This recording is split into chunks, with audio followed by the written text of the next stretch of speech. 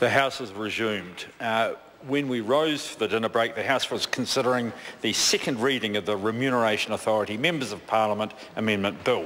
The Honourable Ruth Dyson was speaking, and she has 7 minutes 35 seconds remaining if she so wishes. Mr Speaker, I do so wish. Ruth Dyson. Thank you very much, Mr Speaker. As I was saying prior to the dinner adjournment, it is a good opportunity during the second reading of the Remuneration Authority Amendment Bill to compare the actions that are proposed in this legislation, the portrayal by the government of why it is taking this action under urgency, and actually what's happening in the rest of the world. I certainly support this legislation, and all Labour members will be voting for it. But I have to say, Mr Speaker, that it's a bit of a mess. We had, on 3 occasions last week, actually 4, counting Monday, we had the Leader of the House saying that this legislation would be introduced under urgency the next day. So the Minister, Jerry Brownlee, Leader of the House, said that to us on Monday. Tuesday it came and went. It didn't happen. On Tuesday he said it will be introduced on Wednesday. Wednesday came and went, no legislation. On Wednesday he said it will be Thursday. Thursday came and went, members returned home. After the House rose, still no legislation. And then today we have the legislation with version 7.3 of the SOP. This has gone through a lot of changes. And now we're going through all stages under urgency. The SOP has now been incorporated into the bill, so another structural change to the legislation that we're considering rather than having that as an SOP, and none of the opportunities of the usual consideration of a select committee.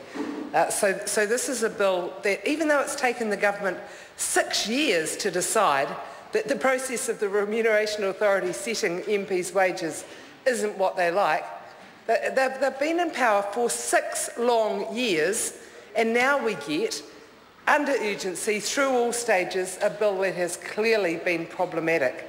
The bill that was going to be introduced last week couldn't be introduced for a very good reason.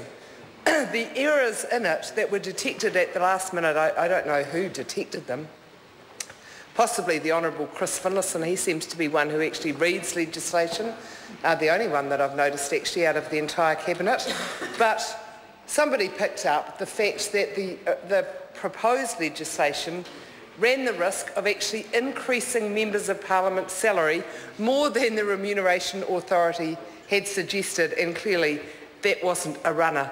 So, Mr Speaker, while supporting this legislation, I have to say that the government portraying themselves as being fairer is a total nonsense, and I don't think it's good practice to put in rushed legislation through all stages under urgency if you're serious about fixing a problem. It certainly could have been done some time ago. We knew that this issue was going to come up again prior to Christmas last year. There could have been then some proper cross-party talks about an alternative mechanism for fixing members of pay salary that could be open and transparent and that the public could have some confidence in. And at the same time as this legislation is going through and the government is saying we're doing this because we want to be fair, the Prime Minister and the Minister of Finance are announcing via the media to the public servants of New Zealand that they are going to have their wage increase promised by the Prime Minister and the Minister of Finance during the 2014 election campaign evaporate. Suddenly, that promise is worth, like many of National's promises, absolutely nothing. Actually, the National Party campaigned on a promise of a good increase in the wages of public servants, and now they're saying, no, we can't afford it. I guess they want to put some of that money into their made-up surplus as well. They have increased the minimum wage by a measly 50 cents an hour. 50 cents an hour for the lowest paid workers in New Zealand, and they're trying to portray themselves as fair. Consider it. Well, it's obviously a nonsense. And they are ripping off New Zealand workers and New Zealand businesses to the tune of, not a little bit, Mr Speaker, $350 million a year the equivalent of 700 jobs that New Zealand workers and employers are paying in overcharged ACC levies. They don't need to be charged that much. They are paying too much in their ACC levies, and that money is being taken out of ACC and put in a surplus. We haven't seen that sort of behaviour since the Right Honourable Robert Muldoon, Mr Speaker.